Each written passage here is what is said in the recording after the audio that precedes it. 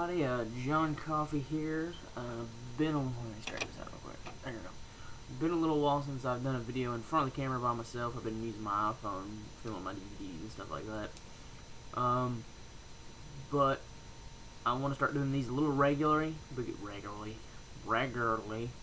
because this is finals week for me. I will be done with this semester of school this week, so hopefully I'll have time to sit in front of the camera and talk more about movies and enjoy movies a little more.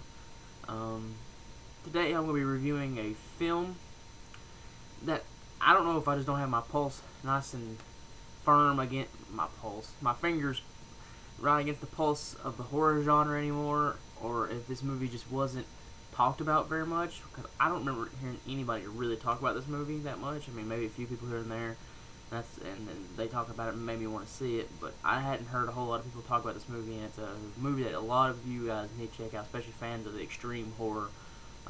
It is a Bloody Disgusting original release. Not originally, what is it called? Bloody Disgusting Presents, I think is what it calls.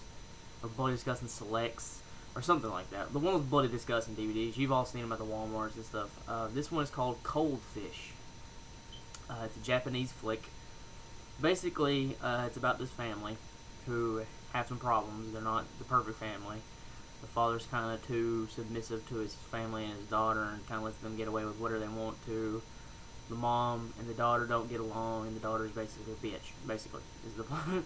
And one day the daughter shoplifts from the store, and the manager is threatening to throw her in jail and call the cops. Well, about that time, basically, this older gentleman, I can't really tell how old he is, because they say middle-aged in the plot synopsis, but he looks a little older than middle-aged to me, but, it's not as hard to tell. Comes in and basically tells the mom and dad that he will, he gets her off the hook by talking. Both the dad and this guy are owners of tropical fish stores, and basically he talks her out of getting in trouble, and he's like, oh, she won't do it again. They're like, oh, thank you so much for helping our daughter. And from there, basically, he invites them back to his fish store. Well, from there, he talks them into letting their daughter work for him. But while working for him, she lives in the store, in these little corridors, because they have several girls working for them. They all live in like these apartments kind of thing that are in the store.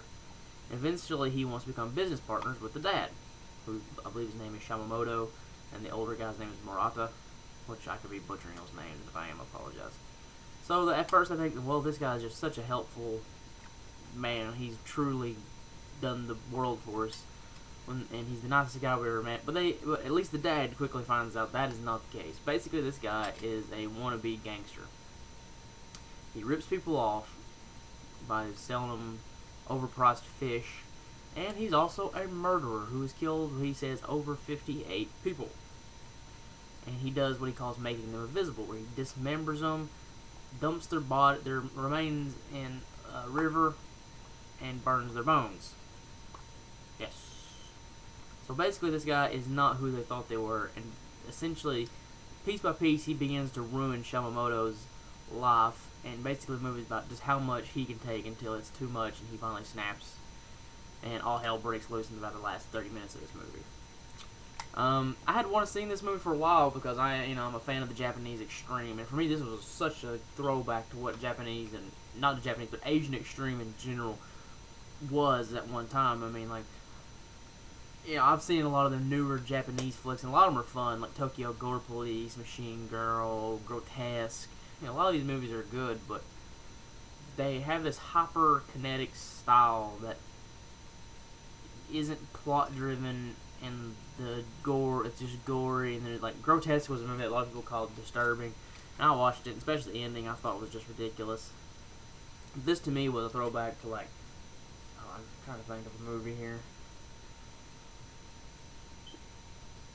Maybe something like, even though this is not Japanese, but Asian extreme, Old Boy, where it's the plot, it's more about watching these characters and how they develop, and watching them, slowly but surely switch to different character types, and you're watching these people, break down in multiple ways. You piece by piece you begin to see who these characters really are, and that was this movie's pretty much all about. Is watching this guy just lose it until he can't take anymore, and then he finally breaks. And that's a style of movie that I've always really enjoyed, the character study.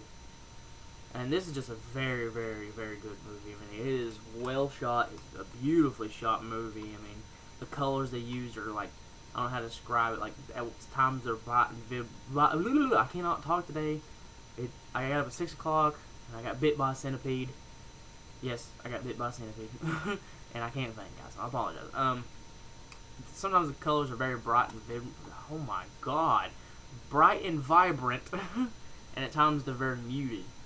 And I really I love the way that was. Like, it was almost like the colors switched with when the characters switched. Like when Murata's like, "Oh, come back to my fish shop. Oh, your fish shop is so good." The colors are bright, but when he's making someone invisible, the colors become very muted, except for the blood. It's the only color that really stands out in the room when they're just making someone invisible. And overall, I just really, really, really love this movie. It's a slow burn. It takes a while to really get it moving. But around the last 30 minutes of the movie, it goes off without a hitch, man. And it is so good. It's a movie that more people need to check out. If you're into Japanese extreme, especially, or I keep saying Japanese extreme. I guess I should label it Asian extreme because there's more than one country in Asia. But this is from Japan. If you're into that style of filmmaking, then you would absolutely love this movie. And a lot of you probably have already heard of it. I felt like I should do this video in case some of you haven't. It's awesome. It was at Walmart, and I almost blind bought it multiple times because I'd heard a few things about it. But the plot sounded weird to me, and I just didn't know how extreme it would be, and I didn't want to spend like $15 on a DVD that I didn't know what it was going to be like. Now I kind of regret it because this movie's awesome. I got to watch it. You can watch it on Netflix right now. That's how I got to check it out. The cast is great. The acting is phenomenal. All across the board, the acting is good. I felt the daughter was completely unsympathetic at all. I don't know if she was supposed to be, but like I just found her to be annoying. But she's not in the movie a whole lot, so that doesn't really harm the movie. The music is awesome. There's a lot of like piano in the movie, and the last, I guess I should say, the end of the movie is definitely bleak, to say the least. And that's the thing I love the most about this movie it's about a 2-hour movie, and it is not a fun ride. There's no time in this movie where you're like, this is so much fun. No, this is a dark, depressing film. It's bleak. It's very depressing at times. It's brutal. Even though it's not overly gory, there's not a whole lot of gore in the movie. But overall, I felt it was just a solid flick, and definitely. Oh, sorry guys, hold on. Definitely worth a watch, especially for fans of extreme cinema. Oh, this is a movie I think anybody can like, because it isn't extreme to the point where it loses its story or its morals. It has a good moral undertone about family, basically. Basically, at the end of the day, that's what this movie's about. It's about family, and like the dynamics of it, and how it could easily just break apart. So I guess I'll quit rambling on here. The video's about 8 minutes. So I highly recommend everybody going out and checking out Cold Fish. Check it out on Netflix, buy it, whatever. Just check it out.